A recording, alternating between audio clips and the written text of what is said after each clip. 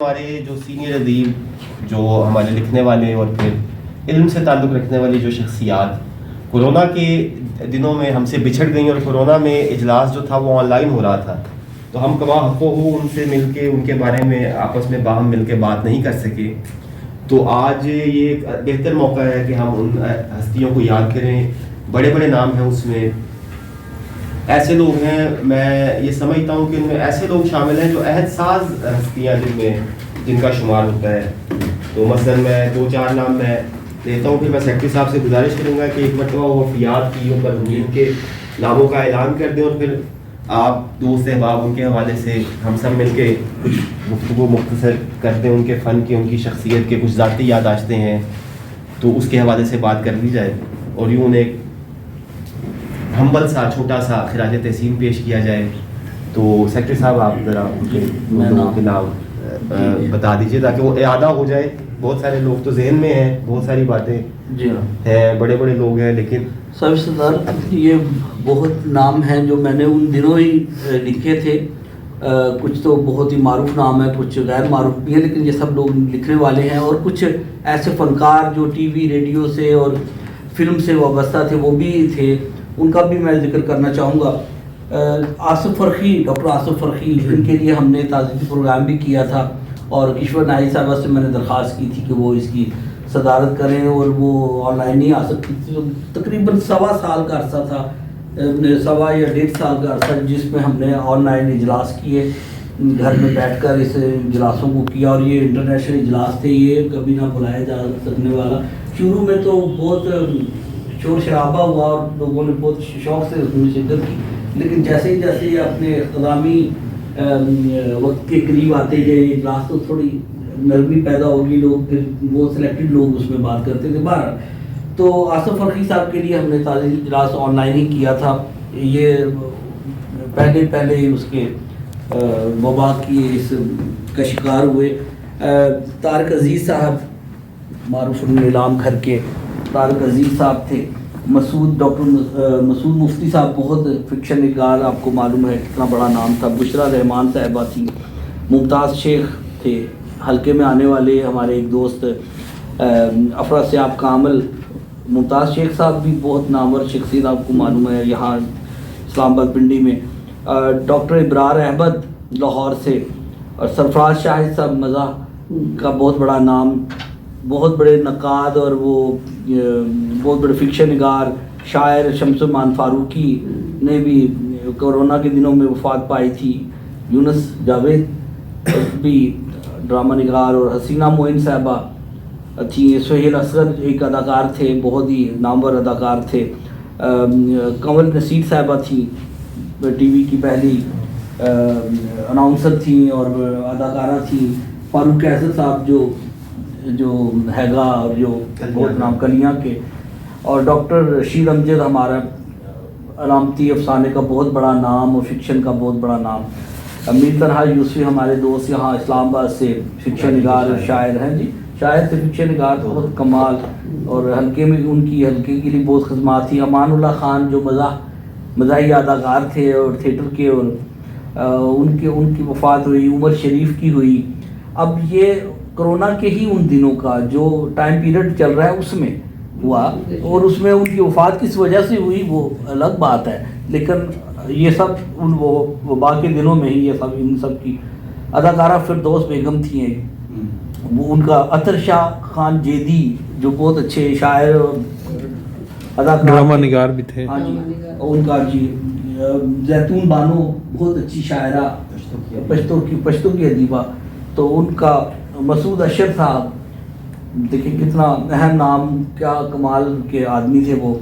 شہدہ چشتی، ہمارے دوست یہاں وفا چشتی کے بھائی اور بہت اچھے شاعر.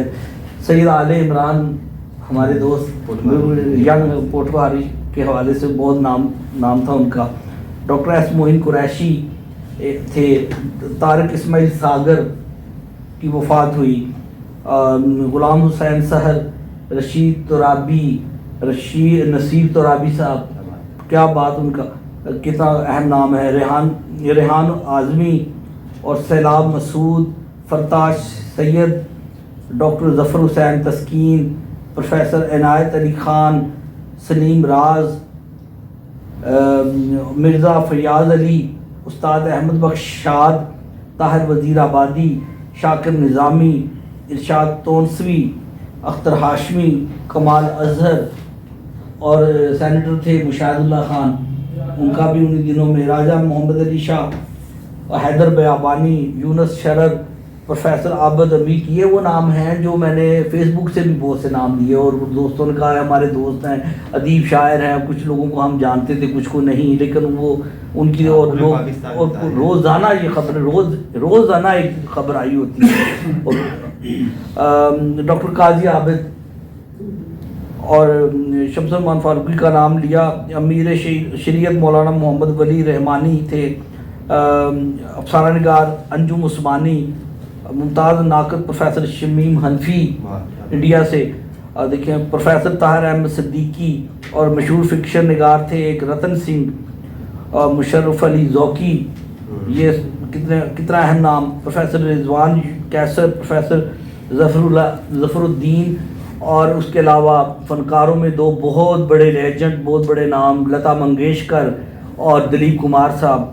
وہ بھی انہی کرونا کے دنوں میں گئے اور ان پر کہا گیا کہ کرونا نہیں، ان پر اثرات مرتب کیے تھے.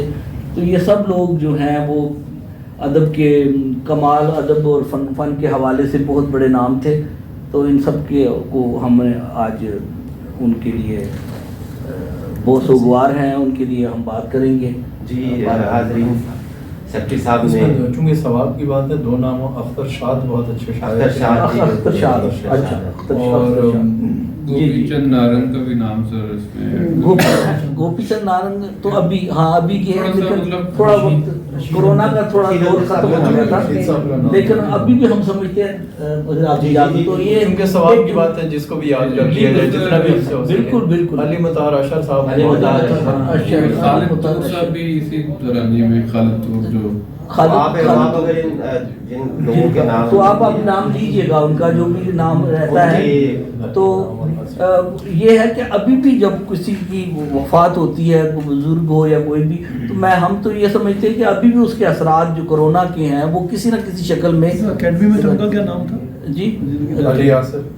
علی یاسر تو بہت پہلے، علی یاسر بھی تقریباً کرونا کے آغاز کے، ہاں ان کا برین ہیمریج ہوا تھا. تو آپ احباب ان مشاہیر کے حوالے سے، ان اہل قلم کے حوالے سے، فنون لطیفہ کے جو ہمارے دوست ہیں ان کے حوالے سے مختصر دیکھ کے سن کے، کبھی بھی انہوں نے، رشید امجد صاحب ایسے وسیع المشرب انسان تھے کہ ان کا افسانہ پڑھ کے میں بھی تنقید کرتا تھا تو کہتا ہاں تسی کہتے تھے ٹھیک کہتے ٹھیک نہ ہے تو بالکل ٹھیک کہہ رہے. اور اتنا بے نیاز آدمی، میرے لیے تو یہ بہت زیادہ ایک طرح سے نا ذاتی دکھ تھا. ایک میں ذکر کرتا ہوں ابھی ان تین ہستیوں کا، رشید امجد صاحب کا، زیتون بانو کا اور موصول اشر کا، کہ میرے ذمہ اکادمی ادبیات پاکستان نے کام لگایا تھا انہی دنوں میں کرونا سے کچھ پہلے، کہ جو معاصر افسانہ ہے پاکستان کا، جس میں اردو اور 8 دیگر مقامی زبانیں، ان کا انتخاب اور ان کا ترجمہ انگریزی میں کر کے پاکستانی لٹریچر، جیسے ادبیات چھپتا ہے تو ایک انگریزی مجلہ ہے پاکستانی لٹریچر، اس کی ادارت مجھے سونپی گئی تھی خصوصی شمارے کی. تو وہ ظاہر ہے میں نے لوگوں سے ٹرانسلیٹرز بھی لیے اور پھر تخلیقات لینا، ترجمہ کرنا، پشتو کا، سرائکی کا، بلوچی کا، براہوی کا، پٹواری کے بھی اس میں شامل تھے. تو رشید امجد، مجھے یہ خیال تھا کہ رشید امجد صاحب اتنا بڑا نام ہے تو ان کے افسانے انگریزی میں ترجمہ ہوئے ہوں گے. تو میں نے فون کیا، میں نے کہا جی آپ مجھے کوئی عنایت کریں. وہ نہیں یار میرے کتنے ہوئے نا ترجمہ. اچھا مجھے بڑا افسوس ہوا، میں نے کہا یار ہم یہ نہیں کر سکے، اتنے بڑے رائٹر کو ہم انگریزی میں نہیں منتقل کر سکے. یہ تو ہمارا قومی فریضہ تھا، قومی ادبی فریضہ تھا کہ ان لوگوں کو ہم انگریزی میں منتقل کریں، اپنے لٹریچر کی، اپنے ادب کی ایک ایمبیسڈرشپ قائم کریں ایک زبان میں. تو بڑی بے نیازی سی ایسی، اور کتنے قصے سنائے ان کی بے نیازی کے. تو میں نے ان سے کہا، میں نے کہا سر پھر میں کر دیتا ہوں ایک آپ اگر اجازت دیں تو انہوں نے اپنی 2-3 کتابیں بھیج دی انتخاب. تو مجھے وہ ظاہر ہے ہم سب کو بہت پسند ہے دشت امکان افسانہ خزانے والا خواب، وہ ہمیں سب کو ہی بہت پسند ہے افسانہ. تو پھر میں نے کہا سر میں یہ والا کر دوں افسانہ دشت امکان، جو تو اچھا لگتا ہے کر دوں. میں نے تجمل آ گئے میرے دوست، انہوں نے بھی انگریزی میں، ان کے تراجم بھی شامل ہیں اس میں. تو پھر مجھے کیونکہ ذاتی عقیدت تھی ان کے ساتھ. تو میں نے کہا سر میں یہ خود کروں گا ترجمہ. وہ میں نے زیادہ تراجم کروائے ہیں ٹرانسلیٹر سے, ایڈٹ میں نے خود کیا ان کو, ہر افسانے کو, ہر ترجمے کو. تو وہ میں نے دشتے امکان ترجمہ کیا بڑی محبت سے, بڑی محنت سے. اور وہ آخری فقرہ اس کا جس میں وہ سارا افسانہ بند ہے, وہ ترجمہ کرنے کے لیے کوئی 10 طرح سے میں نے وہ فقرہ ترجمہ کیا. جب وہ باپ کہتا ہے بیٹے کو کہ کیا, جب وہ کہتا ہے کہ کیا خواب بھی وراثت میں منتقل ہوتے ہیں, وہ جو اس کی پنچ لائن ہے جہاں پہ وہ ختم ہوتا ہے. تو پھر میں نے اس کو, میں نے کہا ڈاکٹر صاحب کو فون کیا, میں نے کہا جی میں آ جاؤں, دیکھ کے ترجمہ میں نے کر دیا تو میں آپ کو بھیج دوں, آپ پڑھ لیں. تو وہی اسی طرح کی بے نیازی سے وہ کہتا ہے اچھا تسی کیتا تے ٹھیک کیتا ہوئے گا, میں کہڑا انگریزی آندی بس چھاپ دے تسی. افسوس کی بات مجھے یہ ہوئی زیتون بانو, مسعود اشر اور رشید امجد صاحب کی, کہ مجھے بڑا شوق تھا کہ میں مسعود اشر صاحب سے بھی ترجمہ لیا, نارمن میلر کو کس نے ہمارا عاطف علیم نے ترجمہ کیا, زیتون بانو کا ترجمہ ہمارے ایک دوست ہے یاسر علی پشاور میں, انہوں نے پشتو سے انگریزی ترجمہ کیا. تو لیکن وہ میگزین آتے آتے سرکاری کام وہ اتنا ڈیلے ہوا کہ یہ 3 ہستیوں کے انتقال کے بعد وہ میگزین آیا. آصف الفی صاحب پہلے فوت ہو چکے تھے, اس لیے وہ اس لسٹ میں انکلوڈڈ نہیں تھے. تو یہ زیتون بانو, مسعود اشر, وہ میرا میں نے نکال کے رکھا تھا وہ میگزین لانے کے لیے, احباب کو دکھانے کے لیے. پاکستان لٹریچر کا خصوصی شمارہ ہے جو آخری آیا, وہ میں نے ایڈٹ کیا تھا. اس میں سارے معاصر جو بڑے بڑے لکھنے والے ہیں تمام زبانوں سے, سرائیکی اردو. تو یہ ایک واقعہ. اور پھر رشید امجد زمین کھا گئی آسماں کیسے کیسے, اور موت برحق ہے. لیکن اتنے عرصے میں کرونا کے دوران وجہ کوئی بھی بنی ہو, کرونا بنی ہو یا کسی اور بیماری سے, لیکن کئی کئی بہترین لکھاری دنیا سے رخصت ہو گئے. میں جیسے سرفراز شاہد کو دیکھ رہی تھی کہ انہوں نے آخر وقت تک وہ کوشش کرتے رہے, اپنے ادب سے انہوں نے اپنا رشتہ جوڑے رکھا اور نئی تخلیق نقات لاتے رہے. مسعود اشر کو دیکھیں, مطلب بڑے بڑے نام ہیں جو, اور سب سے ہماری ملاقات بھی رہی. رشید امجد کے بھی جیسے زمانے میں علامتی افسانہ لکھ رہے تھے, پنڈی حلقے میں میرا 3-4 دفعہ ان کا سننے کا اتفاق ہوا. پھر تو میں خود ہی حلقے سے بہت فاصلہ بھی چلی گئی تھی کہ اپنے اس میں تھی. لیکن جب یہاں پر ہم آئے ہیں تو جو اس پہ جو تھے مسعود مفتی سے اکثر ملاقات رہتی تھی. میں سمجھتی ہوں ان کا بھی یہ وہ ہے جو جن کا جانا ادب کے لیے بہت نقصان دہ ہے. زیتون بانو بہت بڑا نام, بڑی ڈاؤن ٹو ارتھ, یعنی کہنا چاہیے کوئی ان پہ کوئی اثر نہیں تھا, غرور نہیں تھا, کچھ جو ہے نا وہ نائس قسم کی خاتون تھی. تو میں جب سب کا سوچنا, پھر میں کہتی ہوں اللہ تعالیٰ نے جن لوگوں کو بھیجا ہے اس کو واپس تو بلائے گا, وہاں پہ بھی تو ان لوگوں کی ضرورت ہوتی ہے. اللہ میاں جو موجود ہیں ان کے لیے ہماری یہ دعا ہے کہ وہ ان کا ذہنی جسمانی طور پہ وہ ٹھیک رہیں اور اپنی تخلیقی عمل کو جاری و ساری رکھیں. وہ استاد ابراہیم ذوق نے کہا کہ رہتا سخن سے نام قیامت تلک ہے ذوق, اولاد سے تو ہے یہی 2 پشت 4 پشت. تو یہ جن لوگوں کو ہم یاد کر رہے ہیں وہ ابھی آپ یقین کیجئے کہ ہم یہ گفتگو کر رہے ہیں اور مجھے لگ نہیں رہا کہ یہ ہمارے درمیان نہیں ہے. بالکل, کسی کا افسانہ یاد آ جائے, کسی کا شعر یاد آ رہا ہے, کسی کی بات یاد آ رہی ہے. ابھی 2-3 دن پہلے اس پہ وہی انٹرویو تھا تو وہاں پہ ذکر آیا ہمیشہ یاد کا, تو میں نے اس پہ یہی لگتا ہی نہیں مطلب وہ 20 سال گزر جائے 30 سال, لیکن ان کا نام رہے گا میرے لیے. تو ان کی شکل میں منشا صاحب سامنے جب ان کو سوچتا ہوں تو منشا صاحب آ جاتے ہیں. ہم دونوں پہ ایک طرح کی شفقت تھی ان کی, یہ یہاں چل رہا. یعنی آپ کا کہنے کا مطلب گویا کہ ہم منشا صاحب سے مل رہے ہیں. ظاہر ہے, دیکھیے ہم نے ان کی انگلی پکڑ کے چلنا سیکھا. بالکل, ہم آتے تھے, میں پنڈی کر کے, مجھے یاد ہے منشا صاحب کی بھی ایک گریٹ آدمی تھی, گریٹ. کہ آپ یقین کیجئے کہ میں ابھی 2003 کی بات ہے, یعنی 18-19 سال پرانی بات ہے, پنڈی حلقے میں میں جوائنٹ سیکرٹری تھا. جی, اجلاس کے لیے بلایا منشا صاحب کو, تو پریس کلب میں تو عادت وہی ہمیں یہی ہے کہ یہاں تو پھر کچھ جلدی شروع ہو جاتا ہے, وہاں گھنٹہ لیٹ شروع ہوتا تھا اجلاس, 1.5 گھنٹہ. تو میں نے اسی عالم میں ابھی 6 بجے کا ٹائم ہے, تو میں اندازہ یہ تھا کہ یار 6:30 نکلوں گا, 7 تک پہنچ جاؤں گا, اس روکیوں وغیرہ پہ جانا ہوتا تھا. 6 بجے منشا یار صاحب کا فون آ گیا کہ کہاں ہے منشا صاحب آ گئے. صدارت ان کی تھی, امیر شاہ صاحب کے ساتھ اجلاس تھا خصوصی, اور میں اب ڈرتا جا رہا ہوں کہ یار اتنا بڑا آدمی کان پھینچے گا, ڈانٹے گا کہ ہم آ کے بیٹھ گئے, تم کہاں ہو اور تم کیوں نہیں آئے.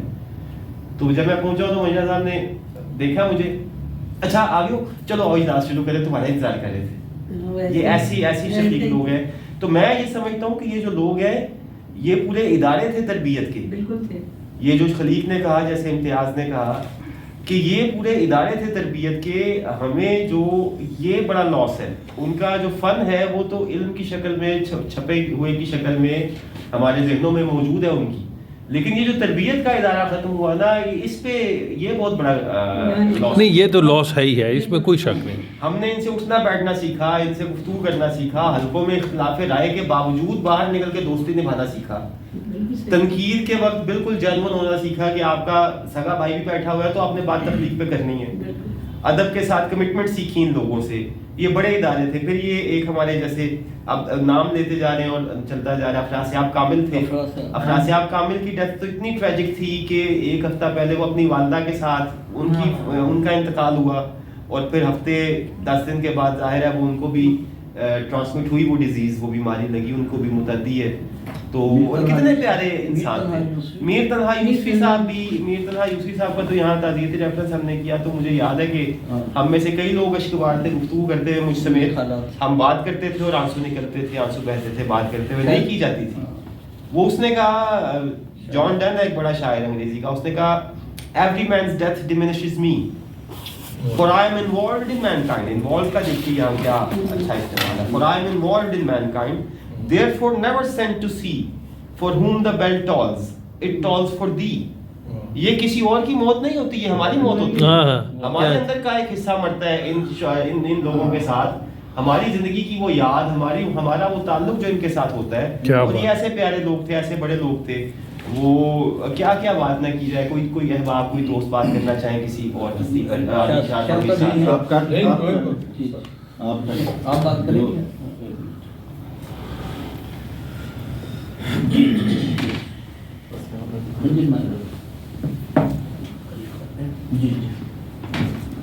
حضرات, ایک تو سیکرٹری صاحب نے بچھڑے ہوئوں کو جستجو کہا, کھوئے ہوئوں کو جستجو. یہ ترکیب بھی کوئی تھوڑی سی ایسا ہے کہ یہ کھوئے نہیں ہے, کھویا تو وہ تو لاس ہوتا ہے نا. علامہ صاحب نے اس بات کو تقریباً بہت آسان کر دیا ہے.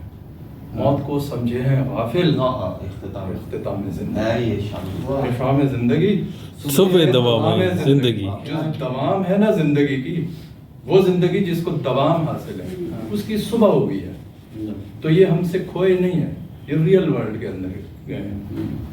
اور جو منیر فیاض نے کہا بہت بات ٹھیک ہے کہ تھوڑے تھوڑے ہم ان کے ساتھ چلے جاتے ہیں, لیکن اطمینان کی بات یہ ہے کہ تھوڑے تھوڑے یہ ہم میں رہ بھی جاتے ہیں. ہماری شخصیت میں ان کا حصہ ہوتا ہے. تھوڑا سا آپ نے رشید امجد آپ کے اندر آ گیا, تھوڑا سا علی یاسر کا لمس آ گیا, تھوڑا سا پروین شاکر کی کوئی نظم آ گئی, تو ہم دانشور یا تخلیق کار کیسے بنتے ہیں؟ یہی تھوڑے تھوڑے ہمارے اندر آتے ہیں نا. تھوڑے تھوڑے ہمارے والدین ہمارے اندر آتے ہیں, تھوڑے تھوڑے ہمارے اور فیملی ممبر, دوست ہیں. ان سب کا کی جو تھوڑی تھوڑی آمیزش ہے ہماری شخصیت پہ, اس سے ہماری ایک شخصیت بنتی ہے. لہٰذا یہ جاتے کہیں نہیں ہیں, اور روحانی طور سے بھی میں آپ کو بتاؤں یہ واقعی کہیں نہیں جاتے, ٹرانسفارم ہوتے ہیں. موت کو سمجھے ہیں غافل, اختتام زندگی ہے یہ شام زندگی. اور وہ دیکھیے کہ انہی اجزاء کا ترتیب عناصر, ٹھیک ہے, اور انہی عناصر ترتیب ہے نا, تو وہ ایسے ایک اور شکل کے اندر آتے ہیں. لہٰذا یہ کوئی لاس نہیں ہے, یہ بچھڑنا نہیں ہے, یہ قدرت کا ایک نظام ہے, کس نے کہاں رہنا ہے. ہم چونکہ ان 2-2.5 سالوں کی 1.5 سال کی بات کر رہے ہیں, اس میں نیچرل ڈیتھس بھی ہیں. میں 2-3 احباب کو بہت قریب سے جانتا ہوں. پروفیسر وسیم کشفی صاحب تھے, کیا نام لے لیے جی آپ, ایسی گفتگو کرتے تھے کہ بندہ مطلب سنتا چلا جائے. ہمارے بہت قریبی دوستوں میں سے تھے. دیکھیں انہوں نے ایچ8 کالج سے BA کیا, پھر MA کیا پنجاب یونیورسٹی سے, قائداعظم یونیورسٹی میں رہے. پھر آخری جو ان کی جاب تھی وہ تھی PAF کالج, یہ ایئر فورس کا جو ہے کھنا پل پہ. یہاں پر باہر کسی بھی جسم میں کوئی کشش نہیں کہ آپ نے آپ میں ہی اتر جاؤں اس دفعہ. یہ کشفی صاحب ہیں. اسی طرح اختر شاد پنجاب کامرس کالج کے پرنسپل بھی ہوئے. HMC سے انہوں نے مزدوری کی حیثیت سے کام کا آغاز کیا تھا. پھر وہ رؤف امیر وغیرہ کے سیشن کے تھے. پروفیسر ظاہر شاہ یہاں آتے ہیں, ये सब लोग क्लास फेलो थे, एक जनरेशन है। और ये एक जनरेशन असर मान कॉलेज के उर्दू डिपार्टमेंट में 5-6 लोग ऐसे इकट्ठे हो गए कि अभी तक उनके असरात इस शहर पर हैं। कोई उनका बिल्कुल कोई इनका दोस्त रहा है, कोई इनका शागिर्द रहा है, कोई इनका मालेदार रहा है। तो ये एक स्कूल ऑफ थॉट बन गया। अब एक शेर मैं आपको सुनाता हूँ अली मुताहर अशर साहब का, जो इन्हीं दिनों में उनका इंतकाल हुआ, कि कोई इबाम न रह जाए समात के, बात की जाए तो तस्वीर बना दी जाए। उनकी किताब का टाइटल भी यही है, तस्वीर बना दी जाए। तो ऐसे ऐसे नाम हुए। और रशीद अमजद साहब की, बाकी तो आपने बात की बहुत सी, एक जहत उनकी मुझे बहुत, तकरीबन जब मैं खुद कॉलेज का स्टूडेंट था उस ज़माने से जो मुझे अच्छी लगी, जिसने मुझे बहुत हेल्प दी, वो सर सैयदैन है, जो उस रसाले के वो चूँकि चीफ एडिटर थे। तो जो चीज़ें उन्होंने इकट्ठी की, वो मैं जहाँ भी मुझे दानिश्वरी बिगाड़नी होती थी, रेडियो पर, टेलीविज़न पर, कहीं और, मैं उस सर सैयदैन के 2-4 रिसाले मेरे पास पड़े हुए थे, मैं उनसे काम लेता था। तो क्या बात। सर सैयदैन की हम ज़माना तालिब इल्मी में सर सैयदैन का छपने का इंतजार करते थे कि वो आए तो देखें। वो एक कॉलेज का मैगजीन, लेकिन नेशनल सतह पर उसकी एक अहमियत। और इवन मैं आपकी बात करता, जो नमल में उन्होंने बाजियाब छापना शुरू किया था, वो भी बहुत ज़ख़ीम था। वो ये नमल आपने फरमाया कि आहंग का जिक्र किया, ये आहंग रेडियो पाकिस्तान का वो रिसाला है जो पब्लिक में पढ़ा जाता था। मतलब ये एंटरटेनमेंट का रिसाला, बिल्कुल ऐसे, पब्लिक इसको पढ़ती थी। अब वो सुकड़ कर रेडियो पाकिस्तान के प्रोड्यूसर्स के दफ्तरों में सिर्फ आता है, इतनी छोटी सी कॉपी। मतलब हम ज़वाल पजीर हैं। तो ये जिन लोगों को हम याद कर रहे हैं, ये वो लोग हैं जिन्होंने हमें दुनिया को देखना सिखाया है, दुनिया को महसूस करना सिखाया है। एक बात का मुझे अफसोस हो रहा है कि एक लॉट होती है ना जिसने जाना होता है, चलिए हम कहते हैं 80 साल, 90 साल, 100 साल, जो भी उम्र होती है, एक उसके बाद सेकंड लाइन में भी कुछ लोग होते हैं ना, वो आज की महफिल में नहीं। उन्हें इस तरफ तवज्जो देनी चाहिए, क्योंकि ये जो मौत है, एक तो ये कि लॉस नहीं है, इसका खौफ भी नहीं होना चाहिए। जो वाकई अहले ईमान है, आपने देखा होगा अपने फैमिलीज के अंदर भी कब्रें खोद के रखी होती हैं कि मेरे नाम की कब्र है, मैंने अपने नाम की हुई है। कफन घरों में रखे होते हैं, अच्छा बताया होता है, वसीयत लिखी होती है कि मैं अगर मर जाऊं तो मेरा जनाजा वो फलां मौलवी साहब पढ़ेंगे। इसका मतलब है कि आदमी इतना तैयार है। कुरान शरीफ की एक आयत मत भूलिए, फतमन्नाउल मौत इन कुंतुम सादिकीन, तुम अगर सच्चे हो तो मौत को याद करो। तो मौत से डर नहीं है, मौत कोई खतरनाक चीज नहीं है। अली करमल्लाहु वजहू की बात पे मैं अपनी बात खत्म करता हूँ कि मौत मेरी महबूबा है। जितने प्लेजर के साथ आप अपनी महबूबा के पास जाते हैं, मौत इतनी अच्छी चीज है, मौत खतरनाक चीज नहीं है, मौत जिंदगी का हिस्सा है। और मेरी जिंदगी, ये भी अली करमल्लाहु वजहू का कौल है कि मौत मेरी जिंदगी की हिफाजत करती है। हम डर रहे होते हैं यार ये हो जाएगा, वो हो जाएगा, वो हो जाएगा। जब मौत मेरी जिंदगी की हिफाजत कर रही है, तो जब तक मौत ना चाहे मेरी जिंदगी को नुकसान नहीं हो सकता। इसलिए ये जो लोग हमसे, मैं बिछड़े नहीं कहता, मैं कहता हूँ किसी और एक सुपीरियर वर्ल्ड के अंदर जब गए हैं, तो अल्लाह ताला उनके दर्जात बुलंद करे, घर वालों को उनके, और ये बड़ी हल्के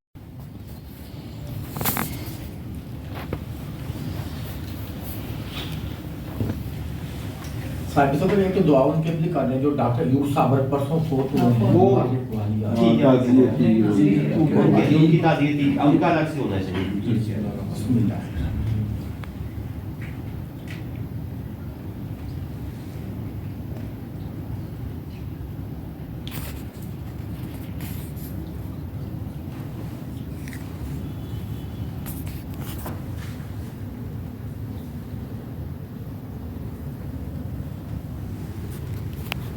ये कुछ गुफ्तगू, क्योंकि ये भी रिवायत है, तो यूब साबिर साहब के, डॉक्टर यूब साबिर साहब के हवाले से कुछ गुफ्तगू ज़रूरी है करना।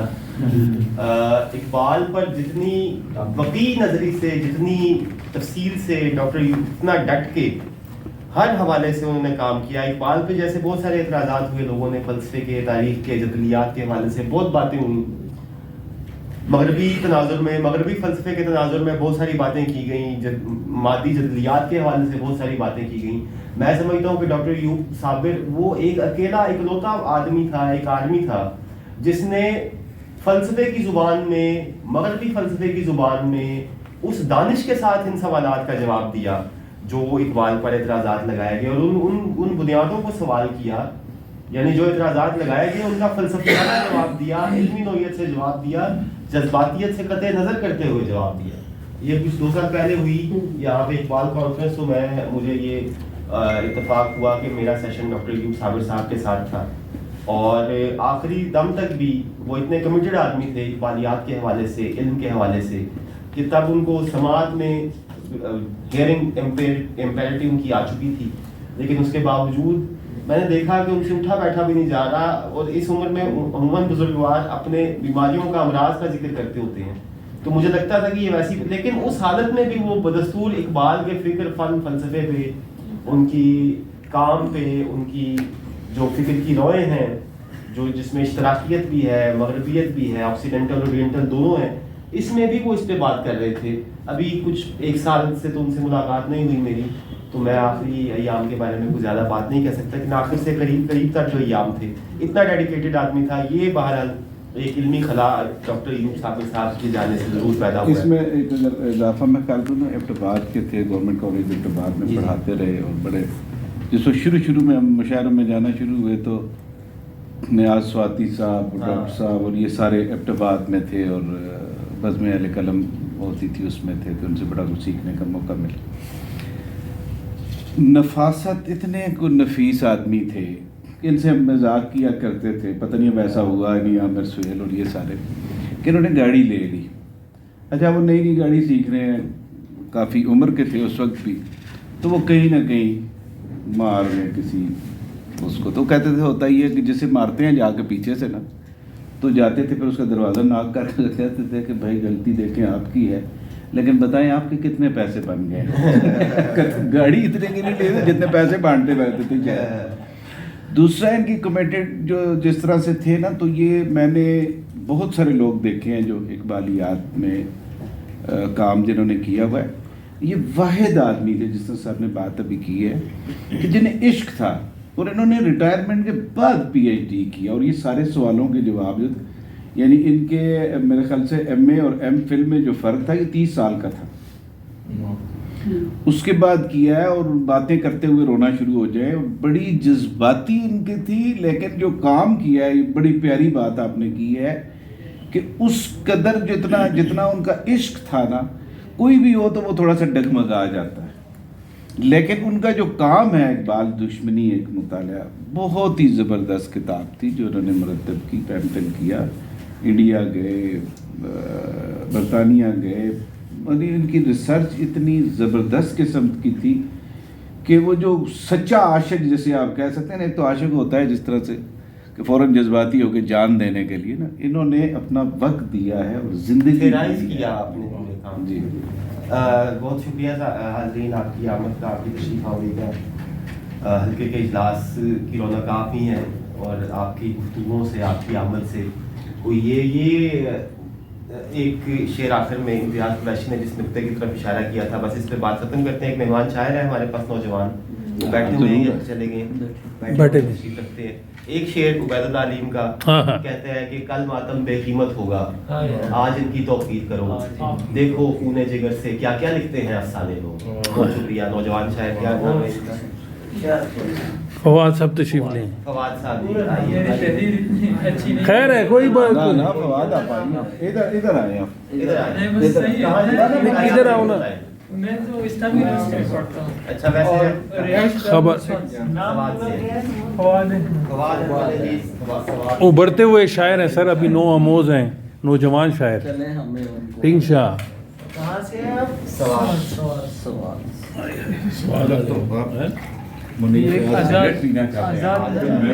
صاحب صدر سے اجازت لیں. میں اور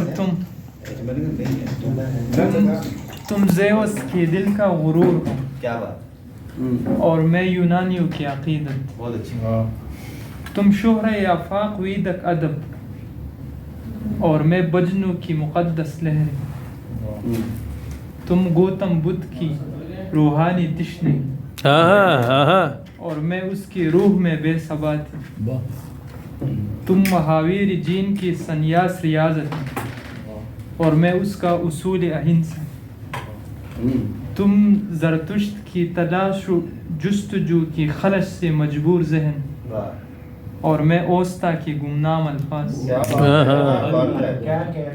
تم گرو نانک کی زبان پر حمد و ثنا اور میں مردانہ کی رباب کی موسیقی. کیا کہنے بابا، بہت اچھے. تم میں ہو اور میں تم. کیا بات، بہت اچھے. کیا عنوان اس نظم کا؟ میں اور تم. کیا بات، بہت اچھے، کیا اچھے میٹنگ ہے، کیا اچھے حوالے ہیں. کیا کہیں. ایک اور نظم ہے چاہت. میں چاہے بابل جا کر. اصل میں انسان کی شخصیت جو ہے نا وہ 3 چیزوں سے بنی ہے. اس کا ایک آپ نہ سناؤ بس ٹھیک ہے. یہ بات ضرور ہے. اس کا ایک عقلی وجود ہے نا. نظم خود ہمیں بتائیے کیا ہے. آپ بے فکر ہو جو بس آپ سناؤ. تو انسان کی وہ جو جمالیاتی حص ہے نا تو وہ اسپیکٹ اس میں ہے کہ چاہت. میں چاہے بابل جا کر ہاروت ماروت کا طلسم لے کر اپنی چاہت پوری کرنا چاہتا ہوں. اس جادو